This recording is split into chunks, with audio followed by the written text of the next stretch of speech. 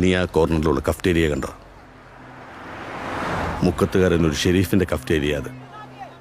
9 വർഷം മുമ്പ് ആരുടെയൊക്കെയോ കൈയും കാലും പിടിച്ചിട്ടാണ് അവൻ ഗൾഫിൽ വന്നത്.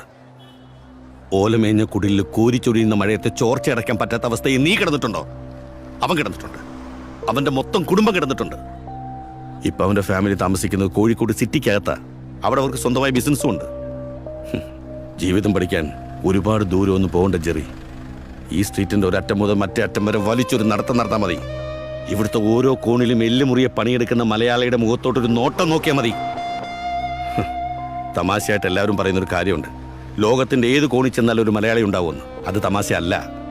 കടലും മലയൊക്കെ കിടന്ന് ഏത് നാട്ടിലും പോയി സ്വന്തം സാമ്രാജ്യം ഉണ്ടാക്കിയെടുത്തിട്ടുള്ളവൻ തന്നെയാണ് മലയാളി. നിന്റെ അപ്പനെങ്ങനായിരുന്നു? ജേക്കബിന്റെ മകൻ എന്റെ മുന്നിൽ നിന്ന് കരയാൻ പാടില്ല. നീ ആ കോർണറിലുള്ള കഫ്റ്റേരിയ കണ്ടോ?